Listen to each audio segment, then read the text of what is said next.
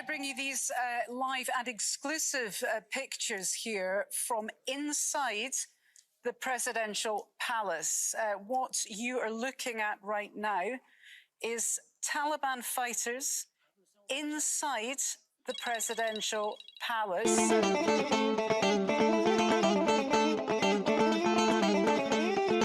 Crowds of desperate Afghans gather at the airport, rushing onto the tarmac, hoping to escape the country. While so far the Islamists show clemency to those opposing them for now.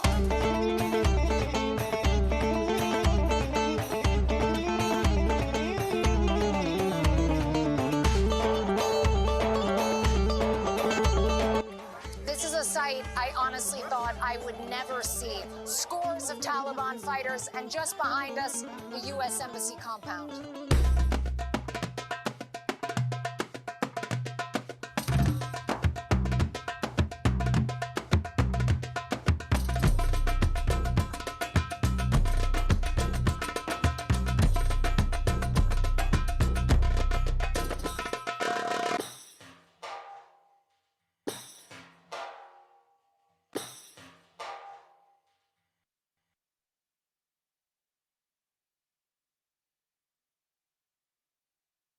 Hi, good afternoon, everyone. Welcome back to a research seminar series by Center for Political Science Innovation Center of the Faculty of Political Science and Public Administration here at Chiang Mai University. And this is our fourth time that we have a special lectures from our faculty's member who has expertise on various issues. And this time we are very honored to have Dr. Matthew Robson from the School of International Affairs, who's going to talk with us today and share his thoughts and ideas and analysis on what is happening in Afghanistan.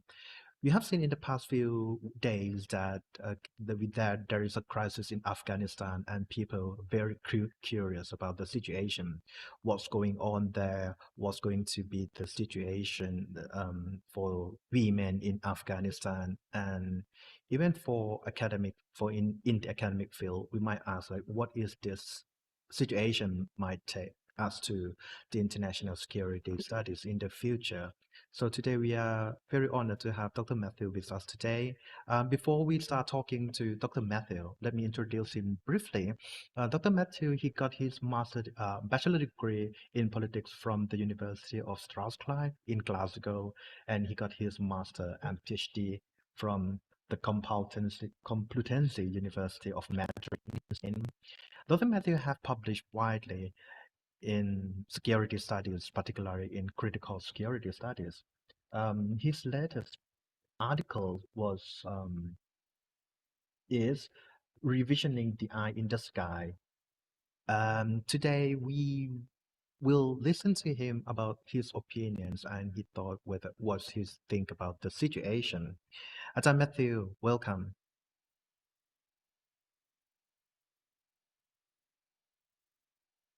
Matthew, can you tell? Yes, thank you. Thank you, Assistant Professor. Yeah. Hi. Matthew, I think we do have many audience who might have a background in the Middle East, or people who might not have a background in the Middle East. Some people who follow the news. Can you maybe briefly tell us about what's the situation in Afghanistan now before we get into the analysis? Yes, perhaps I could share my screen and show some slides.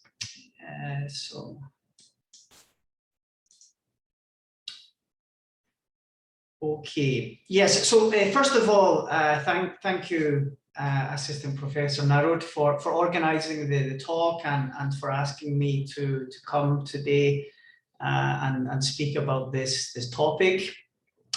So we are interested in looking at a few things today. I will begin by talking about some of the recent developments in Afghanistan.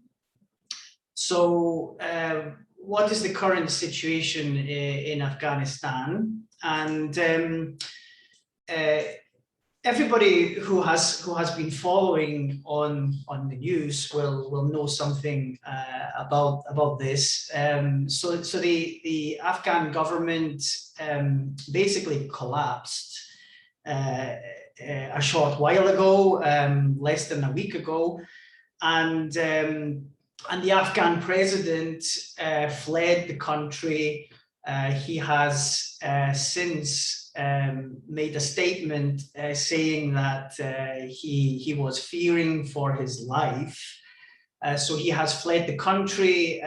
He is in the United Arab Emirates at the moment, and the Taliban have taken the capital of Afghanistan, Kabul, and are now in control of the vast majority of the country. So we have seen on news channels some of the chaotic scenes, in particular in Kabul and Kabul airport, scenes of desperate Afghan citizens and foreign nationals trying to leave the country, yeah, even pictures of people trying to board moving aircraft. So some of the images we have seen have been quite shocking, and this has generated fears of a possible refugee crisis in Turkey and in Greece also. Now the United States and other countries have been also desperately trying to evacuate their diplomats, their citizens, and Afghans also. So one of the main concerns at the moment is the plight, and the consequences for the Afghans themselves, and in particular the Afghans who have supported the United States and allied forces.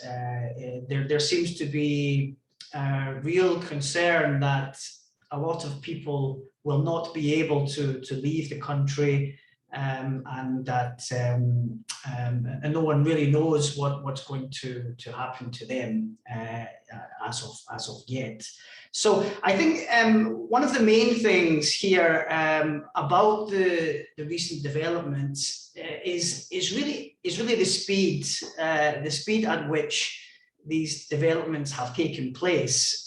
So this has been very sudden, and US officials, Western officials have said that this has taken them by surprise, the sheer speed of the takeover by the Taliban. Okay, I'm going to speak a little bit about some of the comments that Joe Biden, the US president, has made, and also the Taliban also. So Joe Biden, he has recognized that the Afghan government collapsed more quickly than they had anticipated. It wasn't so long ago that Joe Biden he said that there was no chance of the Taliban taking Kabul so easily. So it does seem like this is true, that they were taken by surprise to an extent. But Biden has defended the policy of withdrawing the US troops. He has said that this is the right thing to do, and he has focused on the strategic objective that was to defeat Al-Qaeda in Afghanistan. So he has focused on this as being one of the successes of the mission, the 20-year-long mission, and he has downplayed the the failure to really build a strong Afghan state and security forces. Now, in relation to the Taliban, well, they have declared this Islamic Emirate of Afghanistan. Now, they have also been emphasizing and making assurances that there will be no reprisals. Okay, so there will be no revenge attacks on people who have supported the United States and allies. And so they have promised an amnesty in essence. And they have also been very quick to make assurances about the rights of women. Now, this is a key issue for people in the West and liberals. Is what's going to happen to the rights of women? Will they be allowed to continue in education and in employment? Well, the Taliban are saying that they will respect their rights within the framework of Sharia law. But they are trying to make these assurances. Some people are saying that this is part of a public relations exercise. So there is a bit of skepticism over these words, and some people will take the position that we have to wait and see what's going to happen. But the Taliban, they're also saying that they want peace, they want peaceful relations with other countries, that they will not allow Afghanistan to be used as a terrorist base. So they are very clear about this also, and so they are basically saying that they have changed and that things will be different this time around. Thank you. Actually, so from the news that some people started sharing things about the Taliban shot women on the street who may not wear what they call it, the veil. So that was the news, and people said, this is a real situation there. What's going on? What's about that process of women will be protected? So we have to see this in the future. But can you touched upon the issues of Taliban, and can you elaborate more, maybe the creation of the history of Taliban? Who are they? Yes, of course. So this was the next thing I wanted to move on to, is, you know, who are the Taliban, and so we know some things about them from the past, and they emerged in Afghanistan in the early 1990s. Now, this was a group of mujahideen fighters. So these are fighters, groups of fighters that are fighting in the name of Islam. And these groups of mujahideen were fighting against the Soviet Union. So this is going back to the invasion and occupation of Afghanistan during the 1980s. Sorry.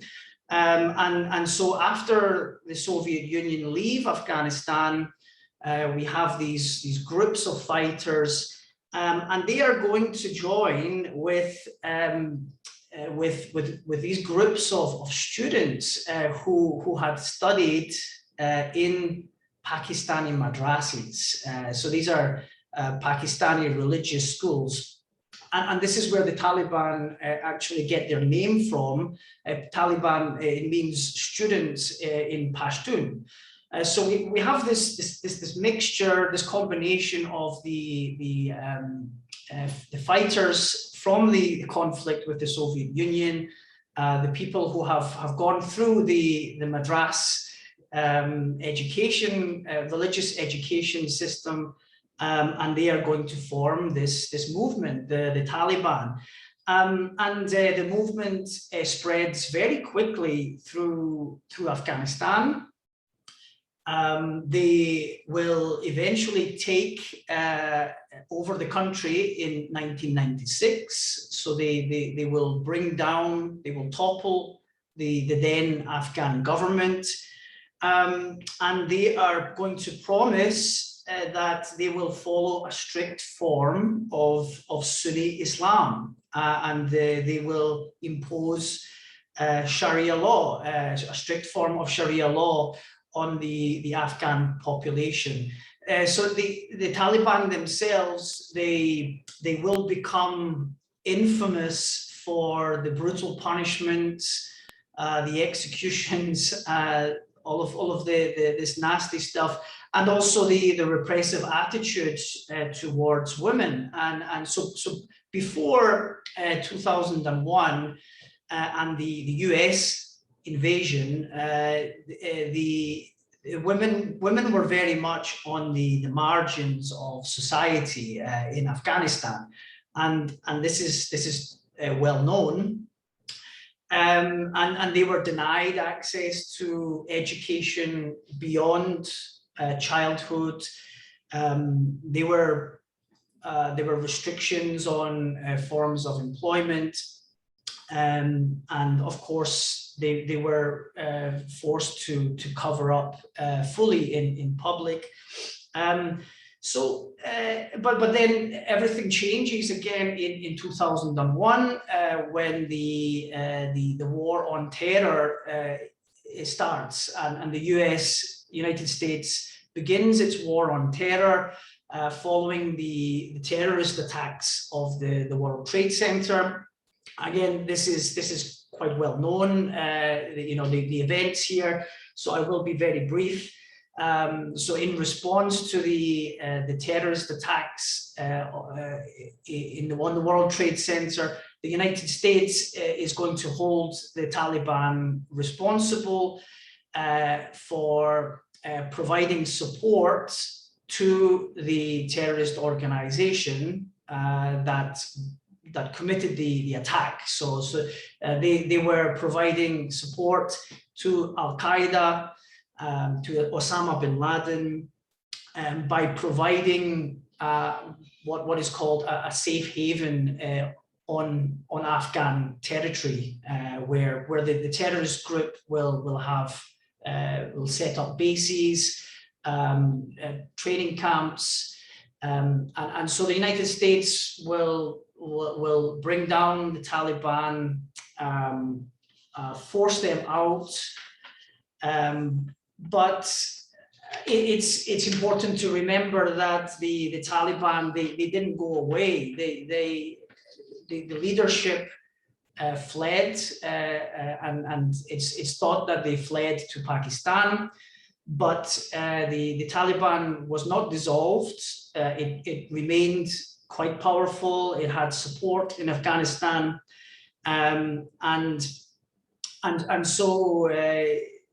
They were always, there was an insurgency from the very beginning of when the United States invaded and took over the country.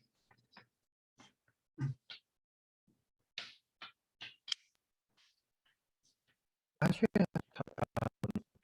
about the history of Taliban.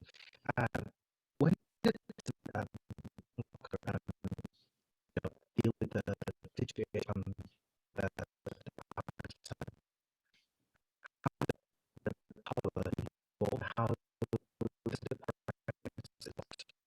from and how did we deal with the situation as we have so far? Okay, yes, I'm struggling a little bit to hear that there is a little bit of a connection problem, I think, but I think I understand the question. So now we are interested in how we reached this point of the Taliban returning to Afghanistan, taking Kabul, and so I would like to talk a little bit about US foreign policy in the last years. And I think there are two main security dynamics that we can identify.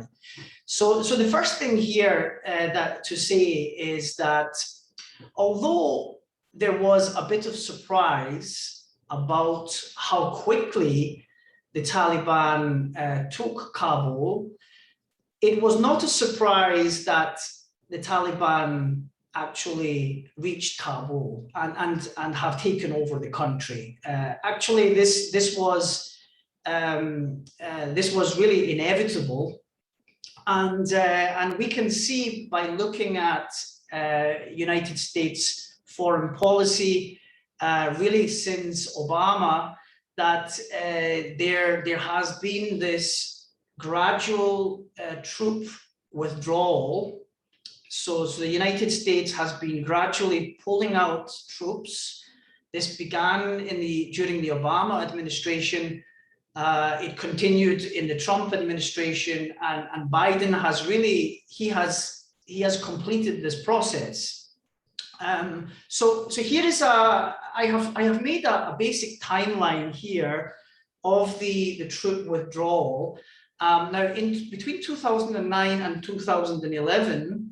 We have this the well-known surge by Barack Obama, and he is going to send and deploy a greater number of troops in Afghanistan. So there is this increase in the number of troops during this period, but afterwards the numbers of troops are going to decline. And already in June 2011, Obama announces the intention to reduce the troops.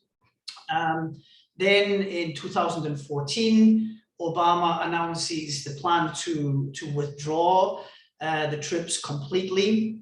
In 2017, now Trump makes a warning about withdrawing the troops too quickly, but he is not going to change track. He is going to continue with the policy, and in 2020, February 2020, the Trump administration will reach an agreement with the Taliban.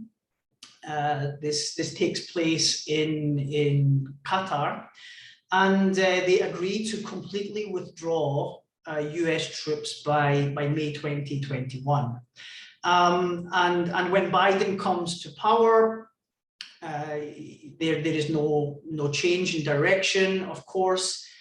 He announces that the complete withdrawal will be done by September 2021, and in May of this year, we see the US starting to, the final withdrawal of troops from Afghanistan. So this is the first process that we can see here, and it's one of the United States trying to withdraw its troops and bring the military campaign to an end effectively.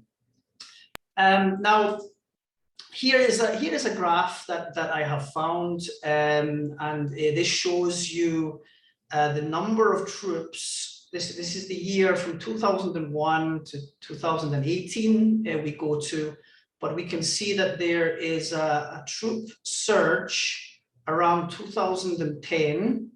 So this is when the maximum number of troops, US troops, are on Afghan territory, and this is close to 80,000. But then we see the number of troops declining. There is a sharp decline from 2012 to 2013, and we get to the point in 2017 and 2018 that we have less than 20,000 US troops in Afghanistan. So we have this clear process of the United States withdrawing its troops, and this will have consequences in terms of the Afghan security forces and the strength of the Taliban to take back the country. So I want to speak a little bit about some of the reasons for the troop withdrawal before we go to looking at the direct consequences of this. So it's clear that there was a substantial human and financial cost to the United States. It's estimated that there were around 22,000 casualties. I think the final number was around 2,400 fatalities among US personnel. There were obviously greater numbers of fatalities among the Afghan population themselves. It's the estimates for how much money this mission cost. They fluctuate. They go up and down. But some estimate that it could be over $1 trillion. The money that was spent in trying to rebuild Afghanistan, to build the security forces, and in the end, there seems to be a recognition that this nation building project, the state building project, was not achievable, and the reason why is because of the complexities of Afghanistan. You have different ethnic groups. You have a territory which is very, very difficult to control. You have a strong insurgency in the shape of the Taliban, and I think there is a realization that even with 10 years or 20 years more, progress is going to be very difficult, and to build a liberal democracy in Afghanistan was really looking like more of a dream than anything else. But anyway, there is also a sense that, as I mentioned earlier, that one of the objectives, one of the main objectives had been more or less had been achieved, and that was to drive Al-Qaeda out of Afghanistan and to limit the capability of Al-Qaeda from operating in Afghanistan and launching attacks on the US and its allies. So there is a sense that this was achieved, and this is also a reason why perhaps US governments have decided it's time to leave now.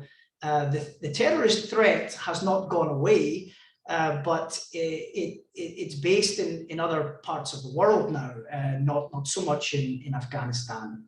Now, one or two other things we can mention here to explain the troop withdrawal is perhaps there was an overestimation of the capacity of the Afghan government and the ANBSF. So this is the Afghan National Defense and Security Forces.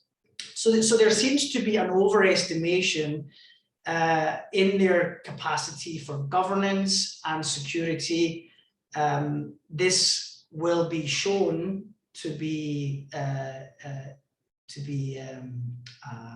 you know, they have seriously underestimated the power of the Taliban to come back and take control over the country, but there was a belief that the training of the security forces, in particular, the training had been as best as could be expected, and there was an expectation that at least the Afghan security forces would put up a fight against the offensives by the Taliban. Now, this didn't happen. It's one of the surprising things about the recent developments is ease, how easy it was for the Taliban to come in and take Kabul. So clearly the Afghan security forces were not strong enough, or they didn't have the will, the desire to resist the Taliban advances. So these are some of the reasons for the US government's decision to withdraw troops. And now some of the consequences, the direct consequences of pulling out the US troops, well, it makes it more difficult to achieve the military objectives. So this is both counterterrorism and assisting the Afghan defense forces. So even if we accept that they have had some success in counterterrorism operations, clearly they did not have much success in training and equipping the Afghan security forces. This faith, and we saw that there was a faith and a trust in the Afghan security forces. This seems to have been misplaced, and what we see is a dual dynamic. And on the one hand, as the US is pulling out the troops, we see an erosion of the capacity of the Afghan defense forces to resist the Taliban advances, and the Taliban have been advancing gradually in line with US withdrawal, and they have been using different ways to finance their insurgency. One of which has been the cultivation of opium to be sold in the international heroin trade. There has also been taxing, extortion of farmers, landowners, and small businesses, but also. And this is an accusation made by the United States government and the Afghan government. There is an accusation that the Taliban were being supported by external forces, in particular security services within Pakistan. So the Taliban did have ways of generating finances. It seems like they did have support, external support also. And so all of this makes it very difficult for the United States to have a decisive military victory in Afghanistan. And so we see this gradual advance by the Taliban until they reach Kabul.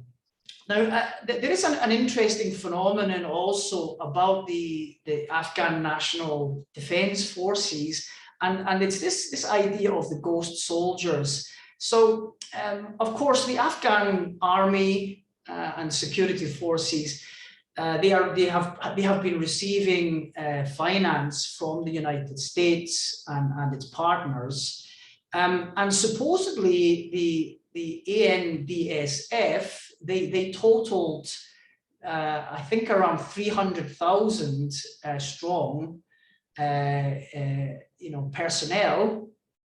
The Taliban were estimated to have about 60,000 fighters. So there was a huge disparity between the size of the forces, and there is this claim that the national Afghan security was made up to an extent by these ghost soldiers that didn't actually exist, or soldiers that left, they defected, and so this perhaps was a way of attracting greater finance from the United States. And so there was this element of corruption in the Afghan government and the Afghan security forces, which also will contribute to the advance of the Taliban to ultimately take control of the country.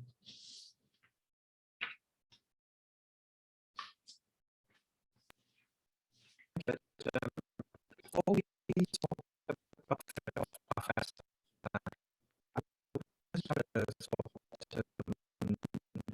in Afghanistan, I would like to say about the direction or the support from the Chinese government.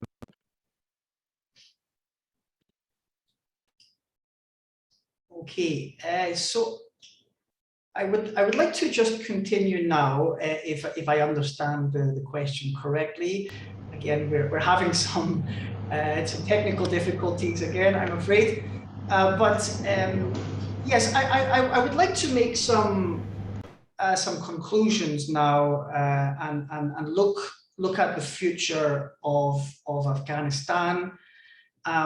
First of all, though, let's look at the well, this is a map of how quickly it was for the Taliban to take over the country. This was May the 5th. This is from BBC News, so we can see that they're, relatively speaking, the Taliban are in control of parts of the country, sure, but just a few months later, we can see that the Taliban have taken control of the vast majority of the country. So I think this map, or these maps, they show us how quickly the Taliban have taken control, and this really shows you the weakness of the Afghan government and the Afghan security forces. So all of this gives us more evidence of why the United States would want to pull out the troops and put an end to the military conflict, because if the Taliban can take over the country so easily, then maybe there is no point in continuing to fight. This is one of the arguments for withdrawal of the US troops. Now, I want to just speak a little bit about the bilateral agreement made by the US and the Taliban, and then we will look at some of the conclusions and the future prospects of Afghanistan. So, during the negotiations in Qatar in 2020, there were two main things that were agreed. The first is that the US will withdraw all forces by May 2021. And the Taliban, they will give assurances that they will prevent terrorist groups from operating in Afghanistan. This is basically what the agreement is, and I think it shows you the clear intent of the United States to finish and to get out, because they did not make a lot of demands on the Taliban. Now, this will pave the way to intra-Afghan talks. So after these negotiations between the US and the Taliban, then the Afghan government and the Taliban will become involved in talks, but there will be no significant progress made. And I think we can explain this quite easily. The Taliban were obviously in a very strong position at this point, and really no need. They really had no need to make any concessions, and so there was no agreement reached. There was talk of an interim government, but as we know, the Afghan government will end up fleeing, and the Taliban will take over. So let's move on. So I think there are two conclusions we can reach about US foreign policy, two basic conclusions. The first is that the US and its allies, they have had some success in eliminating Al-Qaeda from Afghanistan. Now, I should qualify this. A lot of people believe that there are still links between the Taliban and Al-Qaeda, but it seems to be generally accepted that there has been some success here. But if, insofar as the other main objective was to build a strong state, to build security forces, to spread freedom and democracy and human rights in Afghanistan, I think the conclusion is that this one has failed. There has been a failure. We know from the recent developments that the state was not strong. It folded very easily, and so any attempts to build a strong state have clearly failed. And Joe Biden recently, in a statement, he as I said earlier, he wanted to play down the significance of this, saying that this was not a major objective, but I think it was. I think one of the ways that they wanted to bring security to the West is by building a stable democracy in Afghanistan. This is seen as a way to prevent instability and prevent terrorism from arising. So I think this was a clear failure, albeit there were some successes and the developments, some giving rights to women. Women have been involved in education and employment. So these are clearly successes, but the bigger picture is that the state was simply not strong enough to provide security. Now, what about the future of Afghanistan? And so there is quite a lot of uncertainty over what kind of regime will emerge. So as I said earlier, the Taliban, they are saying that things will be different, that they are going to respect the rights of women. They will prevent terrorist groups from operating in Afghanistan. Other people are more skeptical.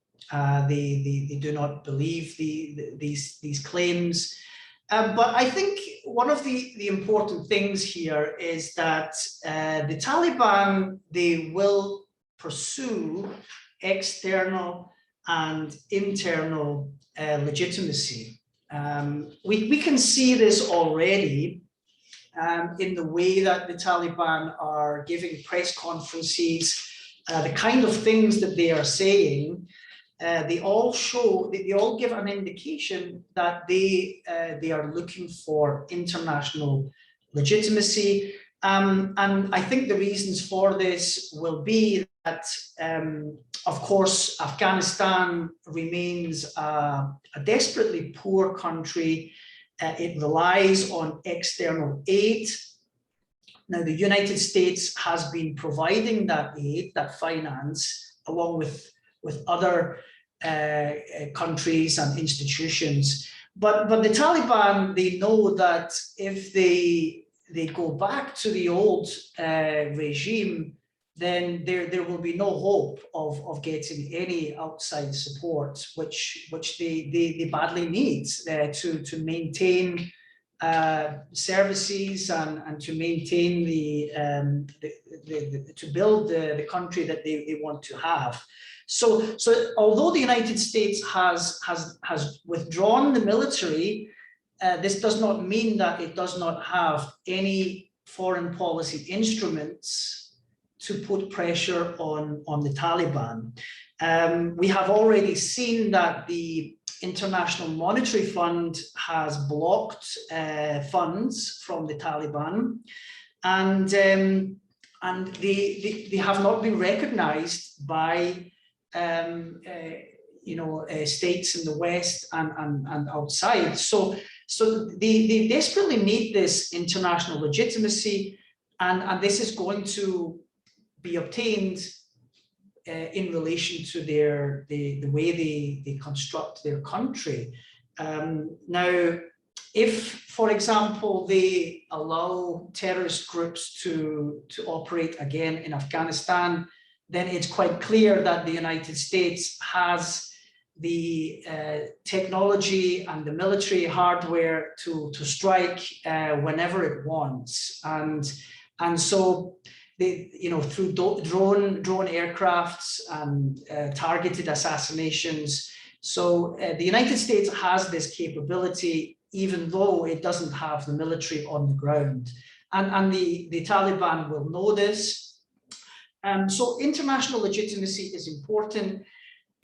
Domestic legitimacy is also crucial, and the reason why is because I think we can believe that the Taliban are sincere in their desire to put an end to conflict in the country. This is a country that has been has had conflict for decades, and it is a divided country. The Taliban, they clearly have support, but they also have a lot of opposition. There are tribal groups, there are warlords in Afghanistan, and the Taliban will have to try to unite this country. Otherwise, it will be perpetual, continuous conflict in the country. So the Taliban will have to try to build some kind of inclusive political system to gain legitimacy. And so I think there are these pressures on the Taliban which suggest that it's not going to be easy for them to go back to the days of the pre-2001 days and the regime that they had before the US invasion. I just don't see how this will be possible. So the Taliban, they own the country now. They are in charge of the political process. They have to make sure that there is some kind of inclusive process. Otherwise, there will be no stability. Otherwise, external powers will start to support opposition groups, and there will be, as I said, there will be continuous conflict. So these two things, international legitimacy and domestic legitimacy, are going to be crucial for the Taliban and for the future of Afghanistan. But yes, in any case, there are clearly huge challenges lying ahead in uniting the country. And I think we have to wait and see how this is going to develop. Microphone working better.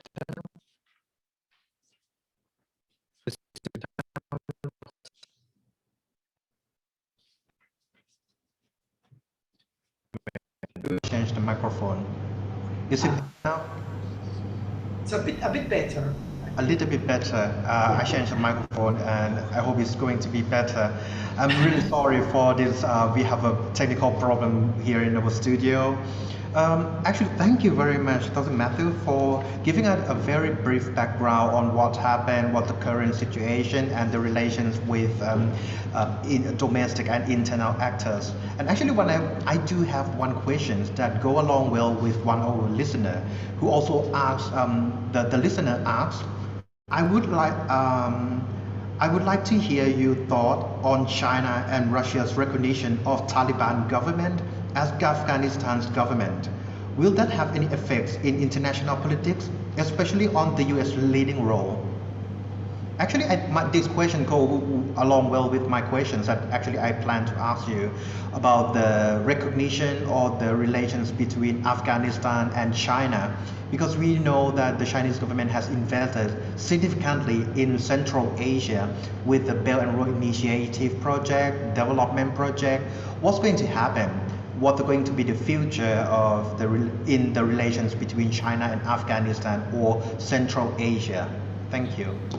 Okay, yes, very good question. And I think before I talk about China, I think it's important to speak about one of the other key external actors, and that is Pakistan. So we know that Pakistan, the Pakistani government has had an important role in the Afghan peace process. As I mentioned earlier, there are accusations that parts of the Pakistani security forces are linked to the Taliban. Now, the Pakistani Prime Minister, he denies this, of course, but this is an accusation that has been made repeatedly, and so one of the questions I think we need to think about is, what interests does Pakistan have in Afghanistan? And well, there are several. The first of these is that there is a large Afghan refugee population in Pakistan. Now, the majority of these are ethnic Pashtun, and so further destabilization of Afghanistan is clearly a concern for Pakistan. It says that it cannot deal with more refugees, and this has a real potential to destabilize Pakistan also. Now, Pakistan has a Pashtun minority, so this is another interesting factor here. There is a territorial dispute between Pakistan and Afghanistan, but also, now this perhaps explains the links between the Pakistani security forces and the Taliban. And it's believed that the Pakistani security establishment, they view the Taliban as relatively friendly and reliable in terms of their position towards India in the region. So some people believe that the links between the Pakistani security forces and the Taliban, it has this connection with India and Pakistan's desire to limit the influence of India in the region. So these are some of the things that are that Pakistan is interested in Afghanistan. These are neighboring countries, so obviously the situation in Afghanistan is a great concern for Pakistan. Now, you mentioned about China. So, well, the Chinese government have said that they are happy to work with the Taliban. Now, the Chinese government has security interests in the region, and they have interests. They have a certain concern about certain radical Islamic groups that are operating in the region. Again, the Taliban is seen as a better option than some of these other groups. And there is also the connection with the Uyghurs in China. It's well documented, the issues that China is having in that part of the country. So good relations between the Chinese government and the Taliban I think will be based on security concerns, but also perhaps long-term goals. You mentioned the Belt and Road Initiative. There is talk of involving Afghanistan in this. There is also talk about China having long-term ambitions to exploit some of Afghanistan's resources also. And just generally speaking, in terms of global politics, it's believed that the Chinese government will not be too unhappy with the US withdrawal. It shows a certain weakness on the part of the US. At least this is how some of the US they are viewing this. There's a sense that China is going to be able to use this the chaotic scenes in Afghanistan and the failures of the United States. China will be able to use this for its own discourse and to put itself forward as a more reliable partner to countries in the region than the United States. Thank you, Dr.Matthew. Now we already have past 1 hour, and I think it's a very good timing for us to listen to Dr. Matthew about his thought and opinions about the situation, the crisis in Afghanistan. I think without any further ado, I would like to say thank you on behalf of the Faculty of Political Science and our listeners, to thank you that you have shared with us today. So before we end the session, should you have any questions, please leave us the comments below on Facebook page. So we will ask Dr. Matthew if we will have more session in the future about the situation in the Middle East or on the Taliban or Afghanistan. We might be able to organize another online sessions like this again. And again, please do the evaluation form for us. You can scan the QR code that is appear on your screen now. Thank you very much for your time today. Thank you, Dr. Matthew. And next time, if Political Science Innovation Center have another research seminar series, or we have other hot issue series, we would like to invite you to join us again in the future. Thank you for your time today. Bye-bye. Thank you.